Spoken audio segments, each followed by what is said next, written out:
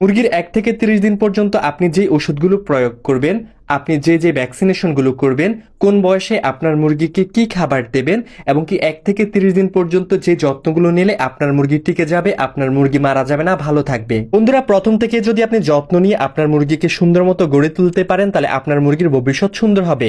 কিন্তু আমাদের সমাজের মানুষ 1 থেকে 30 দিনের মধ্যেই মুরগিকে টিকাতে পারে না। ভবিষ্যৎ সুন্দর হবে কি? আমার ভিডিওটা শেষ পর্যন্ত দেখলে ইনশাল্লাহ আমি আপনাদের হতাশ করব না।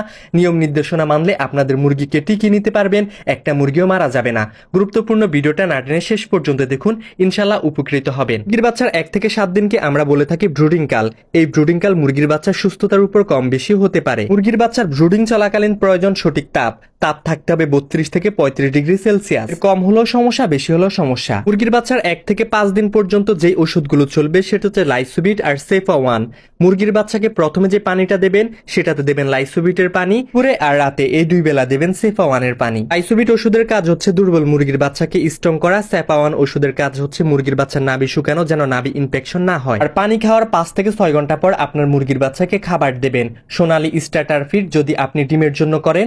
মাংসের জন্য করলে ব্রয়লার স্টার্টার ফিড। এভাবে 5 দিন ওষুধ খাবার চলবে। আর তাপ অবশ্যই পারফেক্ট রাখতে হবে। 6 দিন বয়সে BC-8DB ভ্যাকসিন অবশ্যই চোখে দেবেন। BC-8DB ভ্যাকসিনটা তাহলে ভালো কাজ করবে। ভ্যাকসিনের পর আপনার মুরগিকে আবার খেতে দেবেন লাইসোবিটের পানি। অবশ্যই ভ্যাকসিনটা করবেন রাতে ঠান্ডা আবহাওয়ার সময়। 6 দিন থেকে 9 দিন পর্যন্ত যে ওষুধ প্রয়োগ করবেন থায়াবিন আর 2+2+ দেবেন 1 বেলা, আর থায়াবিন ওষুধটা দেবেন 2 বেলা। থায়াবিন ওষুধের কাজ হচ্ছে আপনার মুরগির বাচ্চার গাড় বাঁকা, পা বাঁকা যেন না হয়। 10তম দিনে আপনাদের মুরগিকে খাওয়াবেন সাদা পানি। 11তম দিনে আপনাদের মুরগিকে করবেন গাম্বুরু রোগের ভ্যাকসিন। পরে 12তম দিনে সারাদিন সাদা পানি চলবে। 13, 14, 15 আপনার মুরগিকে লিভার ওষুধ দিবেন, কিডনির ওষুধ দিবেন, পানির সাথে PH দিবেন। এটা 3 দিনের কোর্স করবেন, তাহলে আপনার মুরগি ভালো থাকবে, সুস্থ থাকবে। 16 বা 17তম দিনে আপনার মুরগিকে আবার গাম্বুরু রোগের ভ্যাকসিন করবেন আর খাবার পরিবর্তন করবেন 18তম দিনে। যদি ডিমের জন্য করেন তাহলে সোনালী স্টার্টার ফিড পরিবর্তন করে সোনালী গ্রোয়ার দেবেন।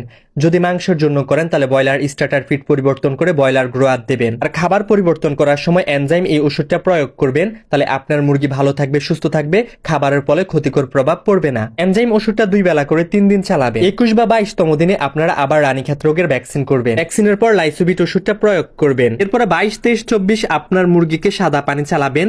25 দিন থেকে জিঙ্ক ওষুধটা প্রয়োগ করবেন।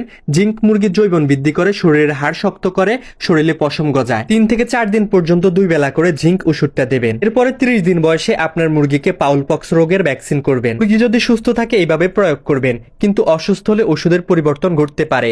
আর কিভাবে ওষুধ প্রয়োগ করবেন সেটা ওষুধের গায়েই লেখা আছে। ভ্যাকসিন কিভাবে করবেন এই বিষয়ে আমার অনেকগুলো ভিডিও আছে, দেখে নেবেন। এতক্ষণ আপনাদের মাঝে ছিলাম আমি মোহাম্মদ ফাহিম হুসাইন। আল্লাহ হাফেজ, আসসালামু আলাইকুম।